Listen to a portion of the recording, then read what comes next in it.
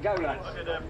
Brilliant. Yeah, Really enjoyed it. Rocking, Really enjoyed it. Yeah. Rocking, sweaty, big, rocking. How we wanted it to. Yeah, absolutely. Sweaty, definitely, yeah. We had a group of about 11 people coming up on a minibus and we spent 4 hours getting up here and they turned up just as we finished. So they're going to have a couple of drinks and then spend 4 hours going back. Yeah.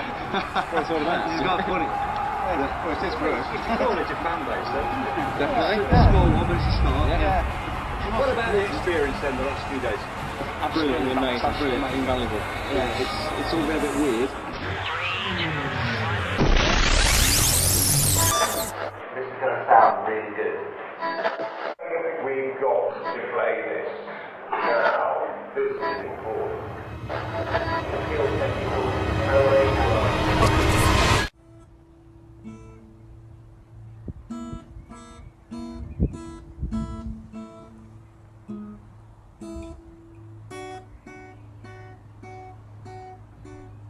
So I'm just recording now anyway.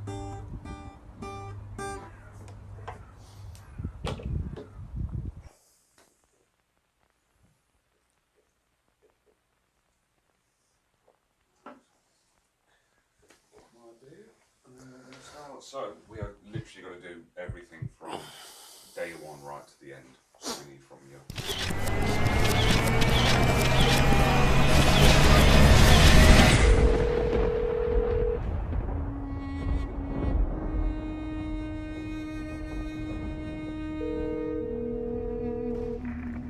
I know where I was at the time, so I'd have been about 21. My 23rd year of being on this plane.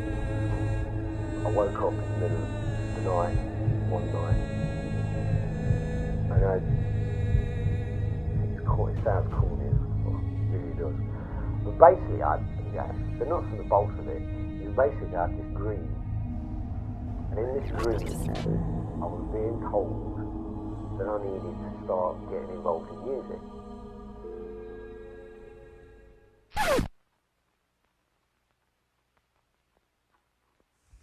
So, where do we start then? So your recollections of the... Oh, I don't know. I'm trying to think of something. As a kid, I wasn't really that interested in music, to be honest. Well, I started playing at school. As a group of us decided we wanted to play, so we decided we were going to form a band. One of them played guitar, another mate of mine, he decided to play the drums, and I decided to play the bass. I discovered, I suppose, I had a talent for it when I was about 12, 13. I remember as a kid, I kept thinking to myself, I went through a period of thinking, I've never been very good at anything. I don't know what I'm good at. And I remember discovering, as it were, having a bit of a natural ability. Okay, so let me just think then. Where can I start? All I was really involved with, I did a bit of kind of amateur dramatic stuff that my parents kind of got me into. They were a part of a local amateur dramatic society, so they'd be doing shows. So every year they'd do a couple of different shows. Some were kind of musical stuff, some were more drama kind of based stuff. And I kind of first got involved in that when I was about 8 years old, I think, something like that. Just being on stage, do a bit of singing, a bit of acting. Can't remember whether I was any good at it. It takes a while for the memories to come. Yeah, I know, that's what I'm trying, yeah. I should have wrote this shit down. And because of the singing from that was then kind of giving me an idea, or parents an idea, to get me into singing a little bit more. I never wanted to be a guitarist. I always wanted to be the bass player. I've always wanted to be the bass player. I've never wanted to play anything else, really. I think I convinced my sister or my family to buy me a crappy acoustic nylon string guitar. You know, it would have been dead cheap. I think I got it for my birthday or Christmas or something. But that, you know, it was something that I could play. So I used to go around to this guy's house on an evening, and we just sit there. And I remember sitting there the first time, and I got this guitar. I didn't know how to play it, but I'd got a guitar, up and down. I think somebody got me a couple of how to play guitar books as well. And I sort of went round to this mate's house. I was sat there sort of, so what do we do then? And it was literally, that's literally how it was. What do we do? And he went, well, what do you want to do? And I went, I don't know. I said, write a song. And he was like, well, okay, well, how do you want to write it? And I went, well, I don't know, mate. You tell me.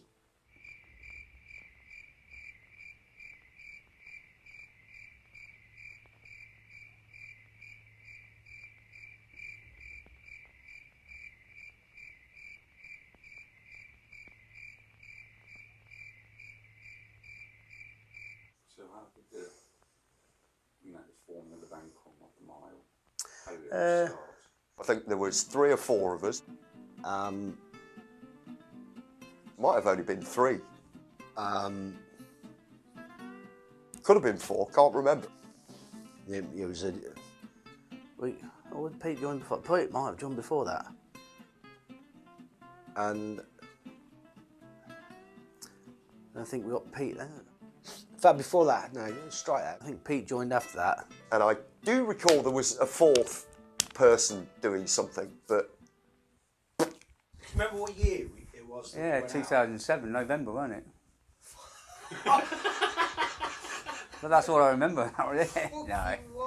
It started, I got asked to put a band together. It was a conversation that we had, me and him had, about building something and creating this band. And then we went on from there to bring all the people in. I met this guy as a drummer, which turned out to be Dan. We all know Dan. We've known Dan for years. I recall that it was Ian that mentioned it to me first, then I spoke to Nick. Danny Barron was a cracking drummer, really good drummer.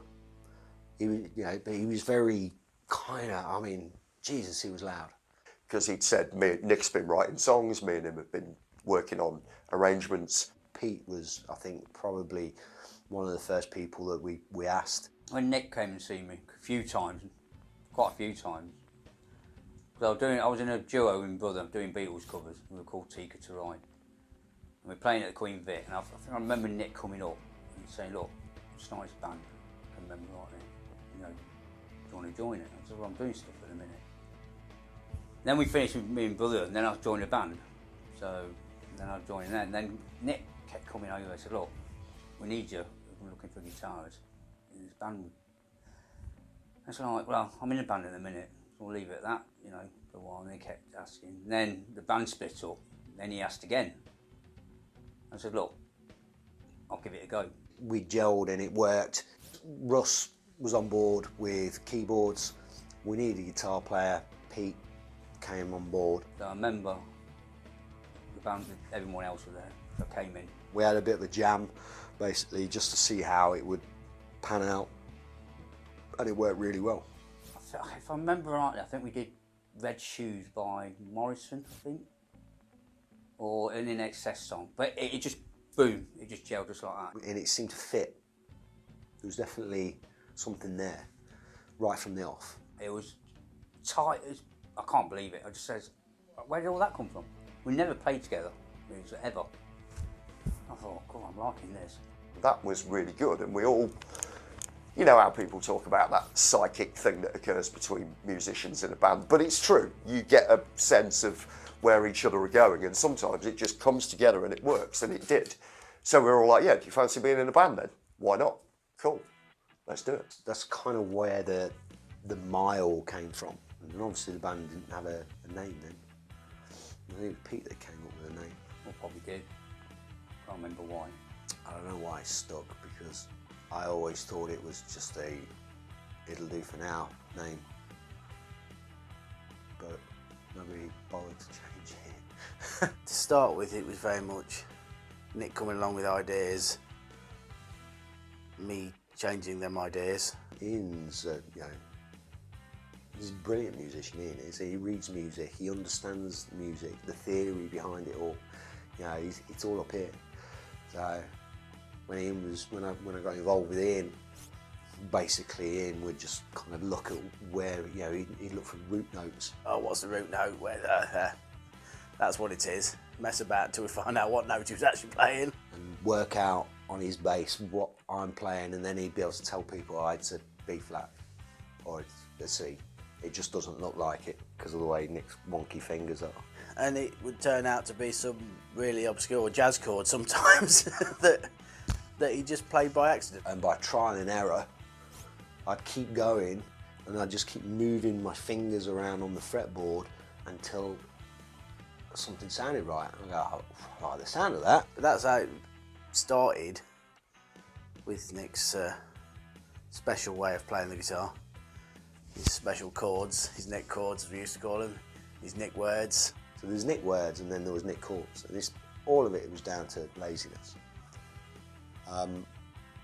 So I'd be playing, I mean, yeah, there's only so many chords, and you know, anybody that plays an instrument will tell you if you keep hitting, if you keep trying long enough, you'll come across something that's right. It might not necessarily be technically right, but it sounds right, and that was basically where I was at. You know, so I'd be playing B flats and stuff in positions, with hands in a position that people would look at and go, "What the fuck are you playing?" You know, and this is why Ian was so important later on with the band. As the mile went on, we used to write more in rehearsals. Somebody come up with something at the rehearsal. Nick could sing over the top almost instantly. He had this ability to just come straight up with a melody and sing over the top with his Nick words, which were just made up words. And then there'd be certain key words within them Nick words that would form the basis of the lyrics in the song. Oh, Nick lyrics. We did a gig at the Shed one time. We were playing and he was like, Nick lyrics. And he got off stage and the guy says, great lyrics. And sang it. And he don't sang it. It was just wording something. Yeah, it was.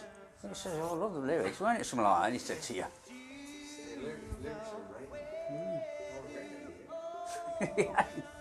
Certainly me and Nick, we gelled playing wise.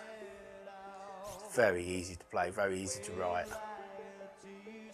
It got to the point where Nick used to say, you're singing backing vocals to my Nick words and I don't even know what the words are.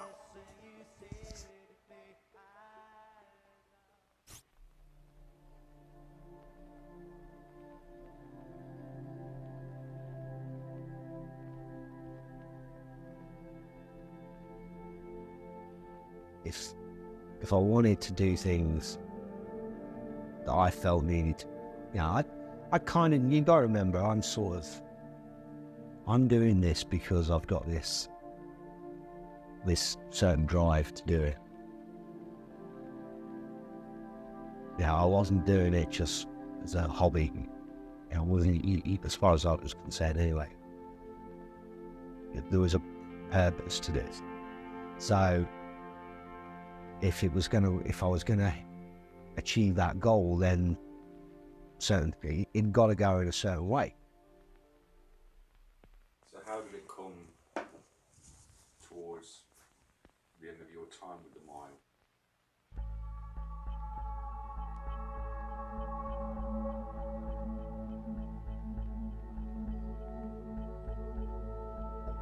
We all like to drink,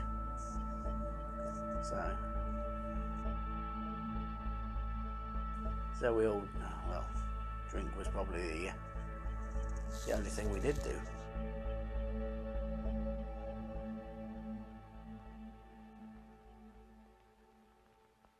Right, so we've got Danny Bowman in the band. Well, my name's Dan, and I'm the Pete Best of the Mile. Russ, Ian, Pete, me. Nick and his wife were running the Dock and Gun pub. So, by this point, we would have probably been together for maybe getting on for 18 months, at least a year and a half, I would say. And the arrangement was we would all use the Skittle Alley. So we would do it once a week on a Sunday afternoon for about 6 hours. Nick, running the pub at the time, suggested, well, look, I'm running the pub. Skittle Alley is free all Sunday. So why don't we set kit up down there? Because there was electrics, all the rest of it, no worries. And you can leave it set up. The guys would turn up as we were opening the pub at 12 and we would knock it on the head about 6 o'clock in the evening. And it was brilliant. I personally found that environment really constructive. To have a longer session 1 day a week was brilliant. Because you've got the time then to develop stuff. I was never keen on sort of evening practices, because even if you spend a couple of hours on an evening practicing, especially when you're a band that's writing new material, you just be getting into something and just starting to work something out, and then somebody tells around, I need to shoot off because I've got my tea and all that kind of stuff. So I always found it was better to spend sort of a big chunk of time in one go practicing once a week. But of course, inevitably, you're rehearsing in a pub and it's Sunday and we all like a shandy. It didn't help with where we were practicing in the pub. There was pub culture involved with the rehearsals. We all had a drink of a Sunday rehearsal. Sometimes you'd be able to keep it together and sometimes you wouldn't. Dan sometimes had too much to drink. I'm sure he would be the first one to put his hand up. Nick, about, like I say, must have been about 18 months into being together, as it were, and rehearsing that way every week for a year, probably. Well, maybe less than a year, but months anyway. Nick was wanting to take things pretty seriously with the band. When you're there in a room for 6 hours and you've done something and somebody's messing around with, somebody's broken a string, or the drummer's shifting his stuff around, or there's always something that kind of pulls the focus away from playing. But Nick was starting to take things pretty seriously at that point and really wanting to make a go of it in a more professional way. And it all came to a head on one of the practices that we had. I think he'd been out the night before. I came down to open the pub up at sort of 12 for 12 o'clock. Dan was the first person to turn up, and when he walked in, the short story to all of this is basically I was fucking leathered one Sunday. For me, I hadn't got a problem with it as long as he could play. As long as everything still went as it should, he'd do whatever he wanted. Not his parents. So, but if it started to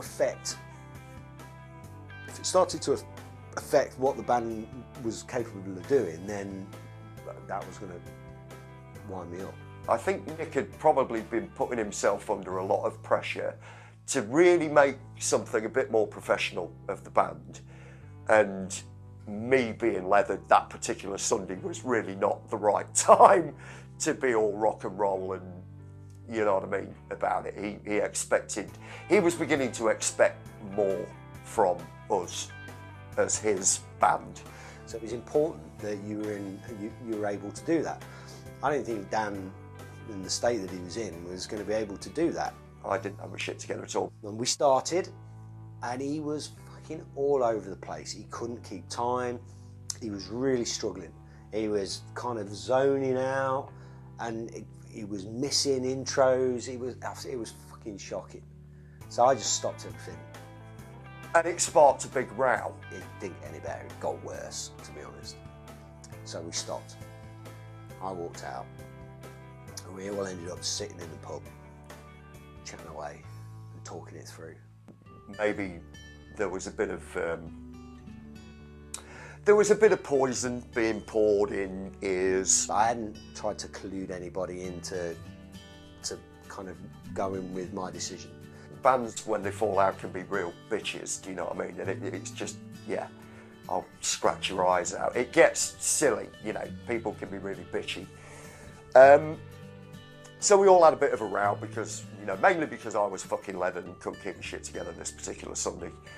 And, you know, hold my hand up to it, or I did at the time, and I will now. You know, yes, I was fucking topping up from the night before, and I was completely leathered. I should have rang in sick. But it all got a bit silly afterwards in the pub over a couple of beers, when we were having a sit-down meeting about the way the afternoon had not gone. The way that the conversation was going was that, you know, I basically turned around and said that I'm not willing to keep doing this if this is what's going to keep happening. And Nick, we all got a bit stroppy, and Nick started going, right, well, I'm going to fucking leave the band then. I turned around and I went, I'm not going to ask anybody else whether you should go. I'm not going to ask you whether you should go. So I said, I'm going to go. And I was just like, no, Nick, come on, don't be a fucking twat. You're not going to leave the band, Nick. I will graciously step down. I can see that, you know, none of you are happy. You know, I thought I might have had an ally or two here and there, but it turned out that this particular day I'd sort of run out of excuses. Not, maybe other people will have other stories, but not that I was always completely leathered in that band, but as I say, in those days, you know, I used to like a drink, and perhaps, like I say, romantic notions of being rock and roll, but you live and learn. But no, I graciously, after this sort of big strop, I graciously, well, I like to think anyway, I went, no, come on, Nick, you're not going to leave the band. I will step down and let you guys get another drummer. I'm happy to walk away at this point, because I know, you know, I fucked up. I don't know if he was expecting me to argue, but I didn't. I just went, all right. I put my stuff down and walked out of the room, and I left him to pack all his gear away and fuck off home.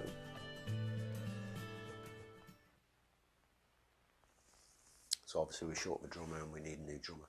Phil then came into the band as the drummer. And Phil, I honestly don't remember how Phil became part of the band. I can't remember if we put an ad out for a drummer or something, or if one of the other lads knew him. You'll have to ask Phil. He fit in really quickly. Phil was he was a different style drummer. He was a bit more jazzy, I guess, and you know, not quite so full on. And that was when we started putting the 2 days of school stuff together properly.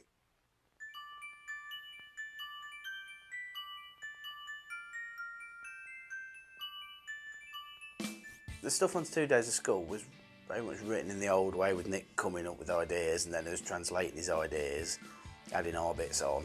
We'd recorded, I think, 3 of the songs previously to record in studio in Leicester, but the bulk of the album was recorded at Royal Orleans College, and they have a very good recording studio there. We recorded the drums in the big hall that was downstairs from where we were. We were in a booth that was kind of a floor up. I remember it was like a long room, which is linked to all the classrooms around it and the school hall. So we recorded it. The drummer, it was Phil at the time, was in the school hall with his drum set all marked up down there. We had a cable going out through this window indoors and down to mic the drums up. I was in the control room above that, but my amp was in another classroom with a mic at the other end of the room. Then Pete was in a sound booth, and I think Nick was in a sound booth. and he says, "I'll do the harmonies on this," and then he repeats it. He probably repeated about 10 times and layered it. I can't remember where Russ was. Russ was there somewhere. I seem to remember him there because we all bought Nerf guns and were shooting Phil out of the window. It's a little window that led down to the school hall, and you could shoot him. But yeah, that was a nice way to record because everybody played at the same time, but none of the instruments bled over each other. So if you needed to re-record something, you could just pick that bit out and re-record it. So it was a lovely way to record, and quite a quick way. Hence, we managed to record the bulk of the album in 2 days. 2 days of school. This is the album, 2 days of school.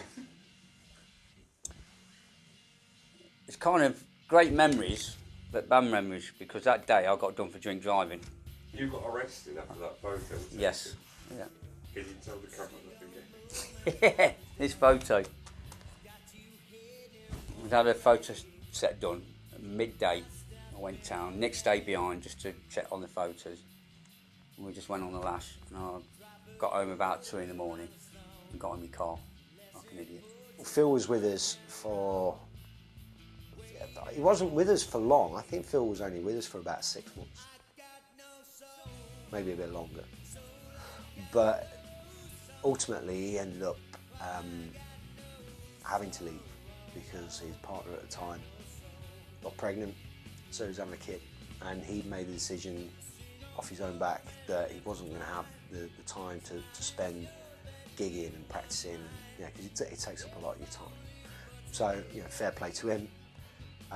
Unfortunately, to us, it meant that we were going to need to find a new drummer,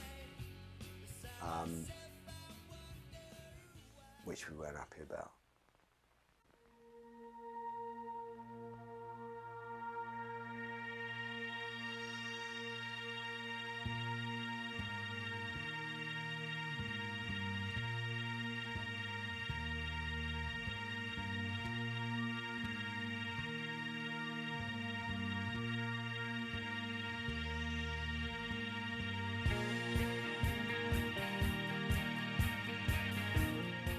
So how did it come about that you ended up joining the band Alive?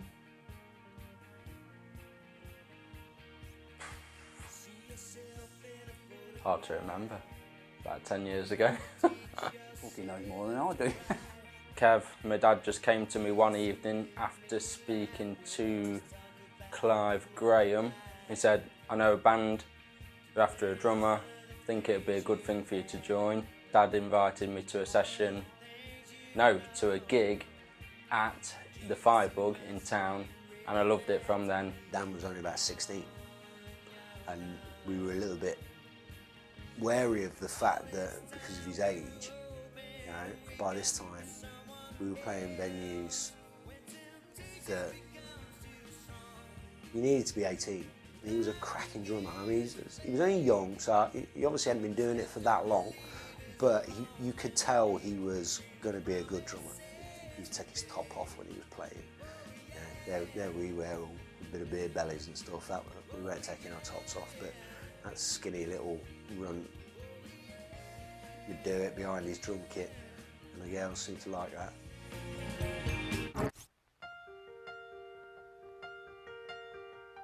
We've now got this new lineup, and I think it was after that that Russ decided to leave. Through, I don't think there was any problems or anything like that. Things in his life were changing, and I don't think he wanted to kind of put the time that it took into doing it. So everybody, he left on good terms. So that put us down to a 4-piece, and I remember us having a conversation at the time, me and Ian having a conversation at the time, because we got so used to having that 5-piece and so used to having the keyboards as a part of what we did. We thought long and hard about whether we replaced it. I was quite keen to replace, and get another keyboard player in, because I was concerned that all the stuff that we'd done would now sound a bit empty, because we were so used to having the keyboards there. And obviously we've got to keep gigging with all this material that we'd now got, we're used to playing with keyboards. Ian was fairly keen on us dropping down to a 4-piece. So we've got Danny Beach on drums, Ian on bass, Pete and me. That's 4, isn't it? Yeah.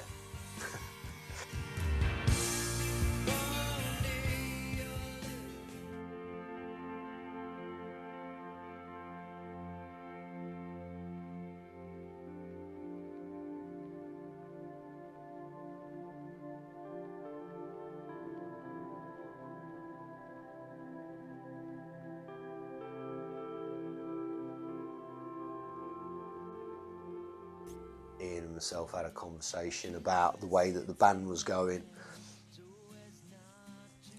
trying to work out how things progress, and made a few. I think we made a few decisions while we were away in the States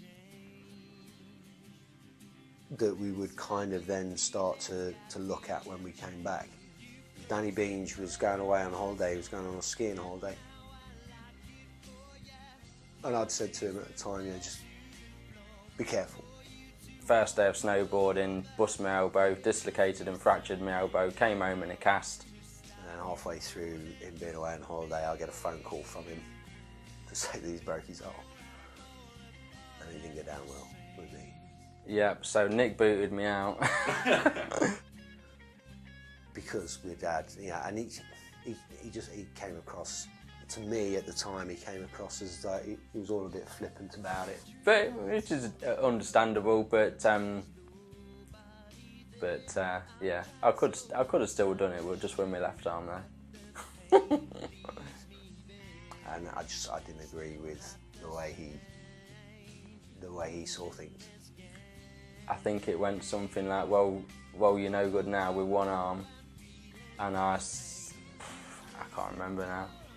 I think I said we'd give it a go, but never came to anything, unfortunately. But never mind. So, Danny Beans left the band. Yeah, another drummer.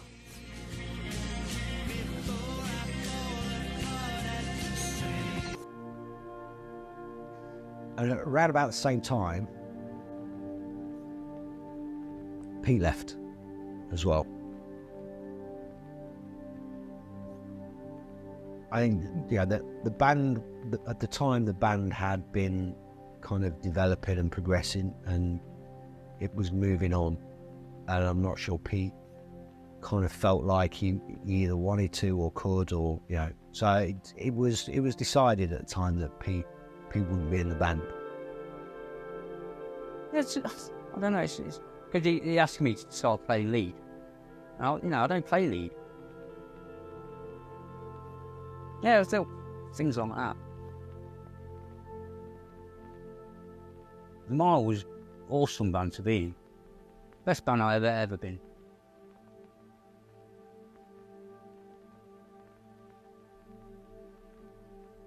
But obviously it meant the fact that we now had no drummer and it was me and Ian. So me and Ian put out an ad, and this is where we started auditioning. Global icon, a new competition for new bands to prove they're the best.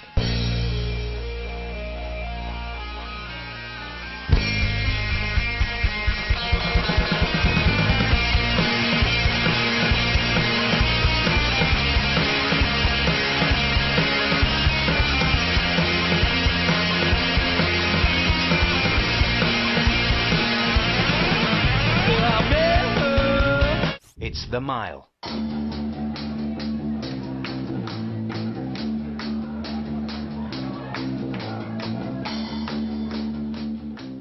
Hiya, my name's Nick. I'm the lead singer in The Mile. Hiya, my name's Mezza. I'm the bass player in The Mile. My name's Mike. I play lead guitar. Mikey was very different to the guitarist that we'd had. And it was the reason why I think we wanted him in the band. I mean, he got a certain look about him. Hi, I'm Chris, and I play the drums. And Chris as well, cracking drummer. At the time, he'd got a pretty good look with it. He'd got sort of goatee and long curly hair. So he looked like he was a drummer straight out of the 70s.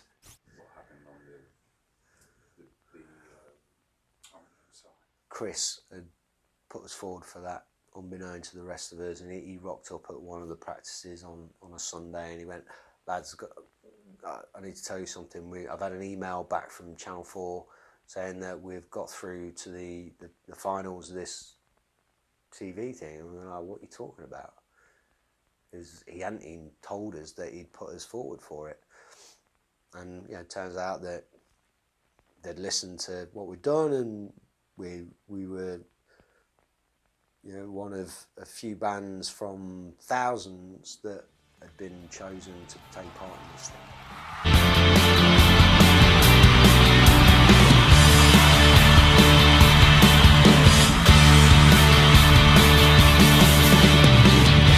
Some of you say, well, it's all gotta change when you learn that it's all in your way.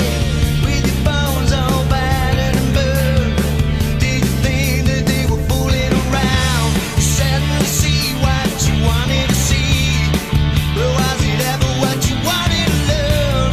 Sat alone, we pray to a God, yeah, 'cause everybody's got one way and wrong. Something dangerous to make you hang around what we're fighting for. Why does it feel like everyone standing in line to take the bait and risk the fall? Right now, hey, it's gonna bury us all. Nothing to say while you people are there. I was afraid of being on my own. I tried to walk the road to despair, but something bigger keeps me dragging me home. Fold your hands, that's big for you now, but were they really just too big for us all? Now's the time to pray to your God. Yeah, I really hope you got one way and wrong. Something to see to make you hang around what we're fighting for. Why does it feel like everyone standing in line to take the blame and risk the fall? Right now, yeah, it's gonna bury us all. Friends and fantasies will fall. Why do you think they want them all? To hold a mirror to show yourself what they could never give a damn about.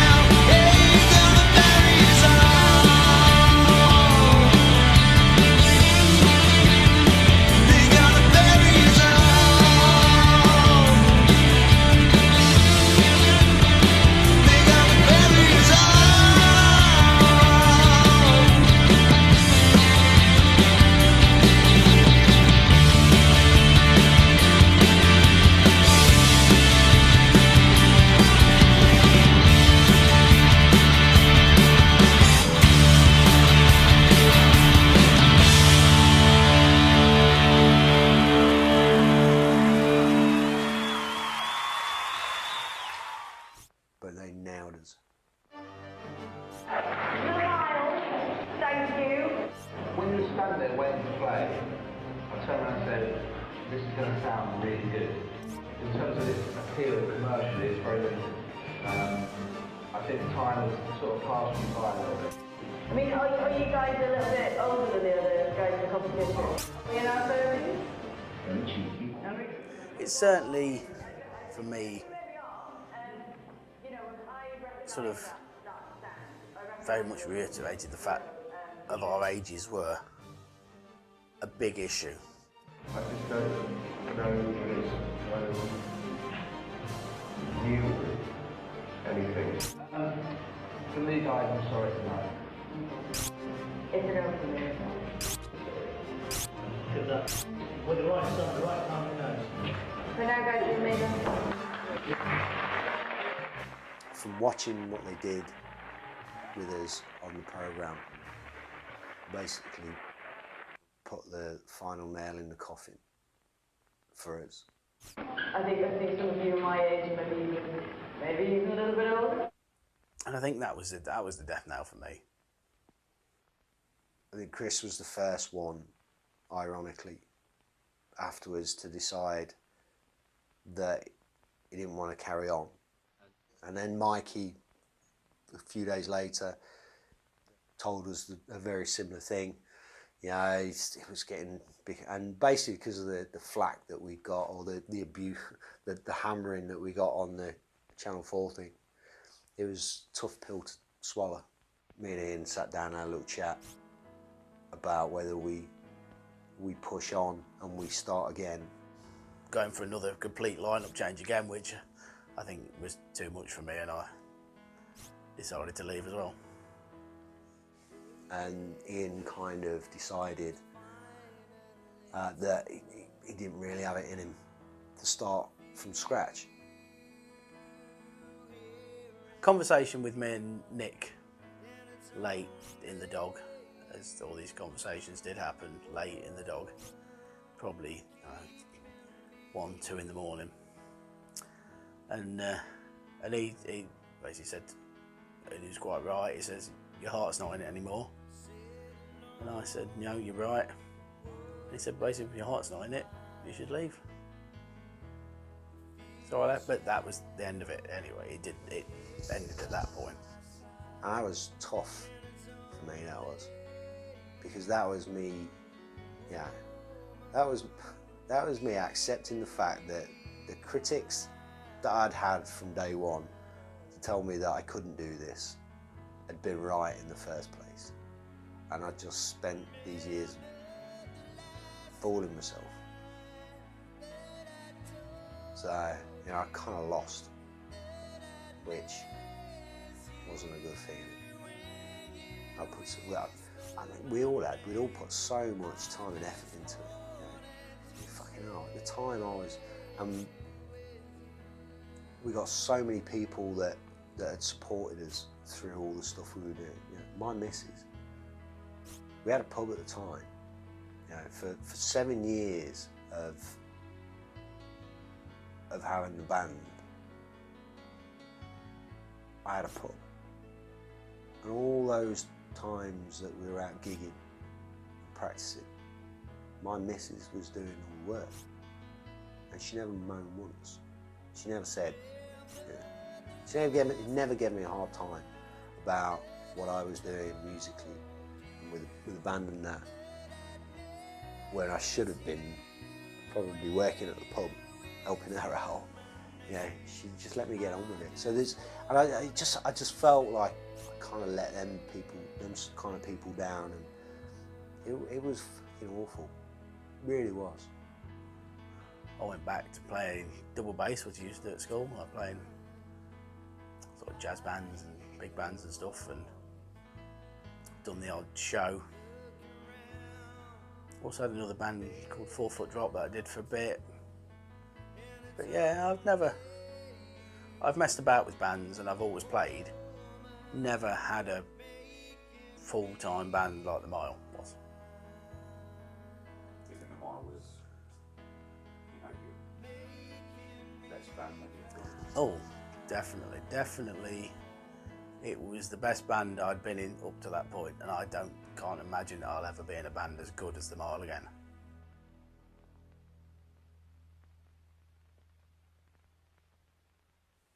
And that's why I've not done anything ever since.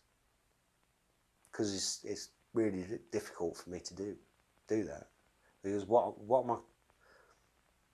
I doing? Yeah. If I had to pick a guitar up again and go and play an acoustic night or something like that, why? Yeah, I never got into it because I enjoyed it for the sake of doing it. I got into it because it was something that I thought I was supposed to be doing. So yeah, for me to kind of get back into it again would be a little bit weird. I'm not sure. Yeah, I'm not sure I've got it up. I've got it in me up here to kind of come up with what I used to do what I used to do. But who knows? I've not done it for a long time, so there may be an opportunity or something where the boys get back together again and we start jamming away, if I can remember what to play, and then might create something, but who knows? It's life, innit?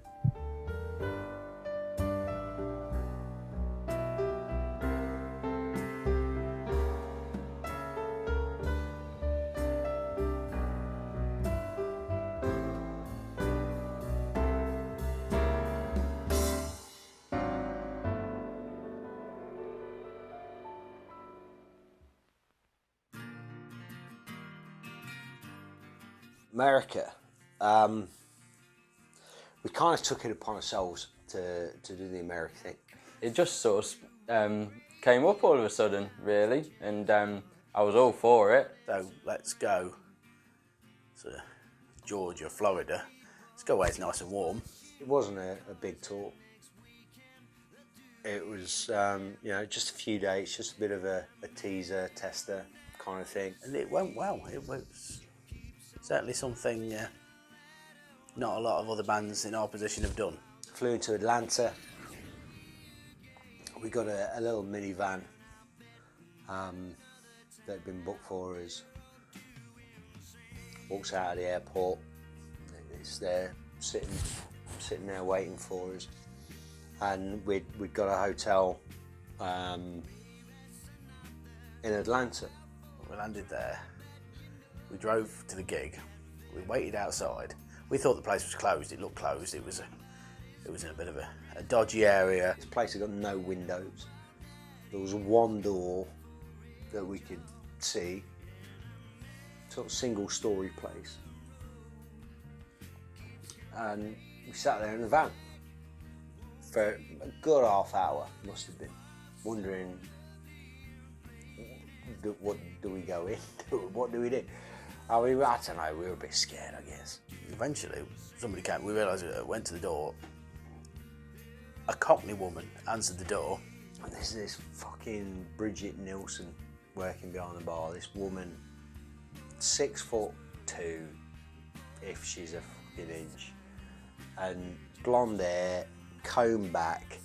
She got tattoos all over her arms. I mean, she looked like a mean piece of shit. We said, oh, we're the band for tonight. Soon realised it was very much a bikers club. And we stood at the bar just chatting away, and there's some like hobo kind of geezer propped up against the bar. Glass of whiskey in front of him, long hair, denim, like double denim with it. I mean, he's kind of like an old biker kind of guy. And it was the headquarters of the Tampa Bay chapter of the Outlaws. And this Cockney woman was the wife of the head sort of bloke. Yeah, say old bike kind of guy. He must have been, I reckon he was probably in his 50s. Sort of ignored him. Talking to the barmaid, Bridget, whatever her name was, can't remember what her name was. Explains to her that we're there to play that night. Oh yeah, you fucking, no problem, man. There's nobody in this place because it's like 4 or 5 o'clock in the afternoon. Nobody in there.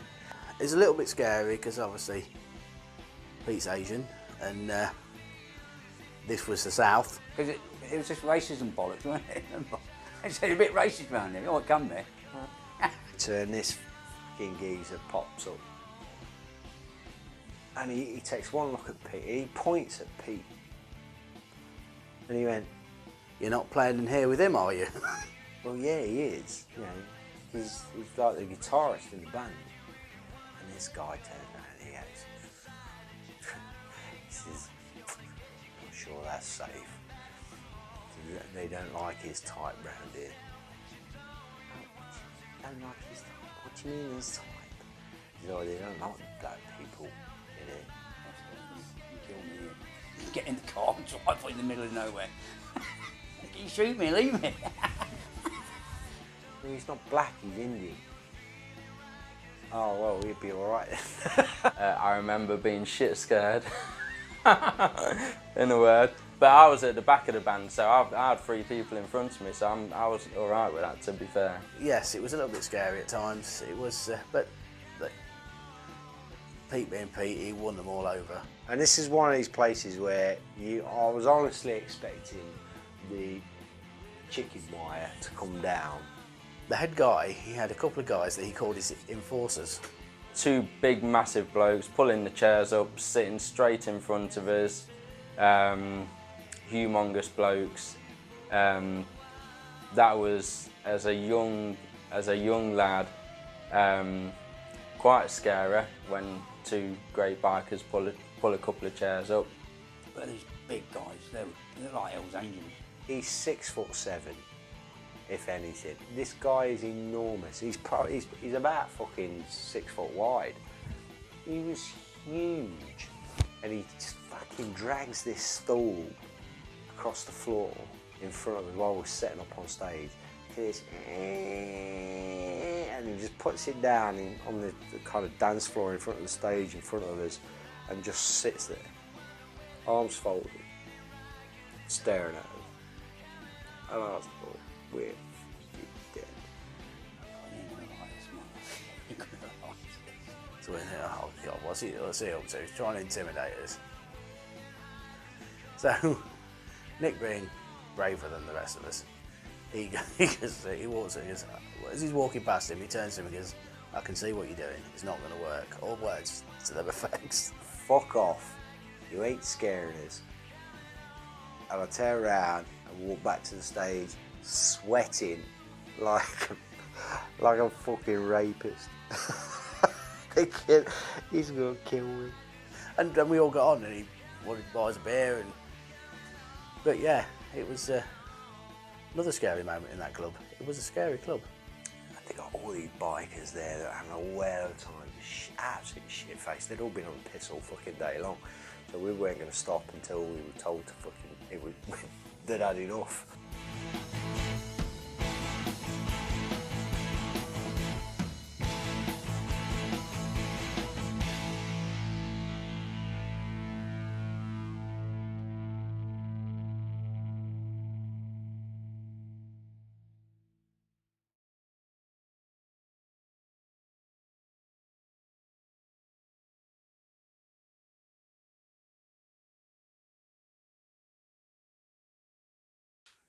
Right, so I'm going to leave it completely open now on a subject you want to talk about. Oh, what do we talk about? I don't know. Your out-of-tune guitar, yeah, we'll talk that. My out-of-tune guitar? Your out-of-tune guitar. Every 5 minutes. You did have to look at what he was playing, because Nick started playing guitar late, and I think he played more from natural ability than having learned things. So if he put his fingers on the guitars and it sounded good, that's what he played. Let's talk about your floating bridge then. Well, that was an old guitar. Got rid of that, it's gone. You know what I mean? After you left the band. yeah, too right. Take that floater with you. Dude, honestly, you used to tune that guitar about 6 times a gig. On stage, you'd have to, because we'd all be going, what the is that? What the Pete? Oh, that Andy's guitar? Yeah, floating bridge that you had. Because he used to rest his hand on it. Oh, You God, can't do that with a floating bridge.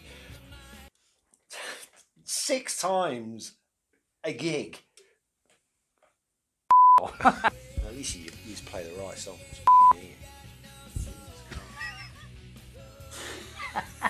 What did he play wrong? I had one chance. Our 3 minutes. Our 3 minutes on Channel 4. The rig that the guy had hired and the professional guys to run it was just astoundingly good. and we were in the green room back, and you could hear them shouting, the mile, the mile. This is a rare occurrence for amateur musicians. Oh, he right. was playing a different song to everyone else. Because Mick put that, Mikey put that down. He says, what were you playing? He started off playing the right song, Yeah. and then suddenly started playing a different song. Because all I can remember being on stage is going, some of that sound right. You know when you're playing, you're going, what is that? What the is that? And I looked over at Ian, who's sweating like a because obviously this was a kind of a big deal. Yeah. And Ian's kind of looking at me going, I don't know what I'm playing. Normal form, you come off and you think, oh, we were amazing, we were great, and then somebody there watching you knows you goes, what was up with you? You're all over the place. And I'm singing, so I can't tell him. No. I'm going, when in Rome. I'm singing it. Not facing forward. When in Rome. That's the song.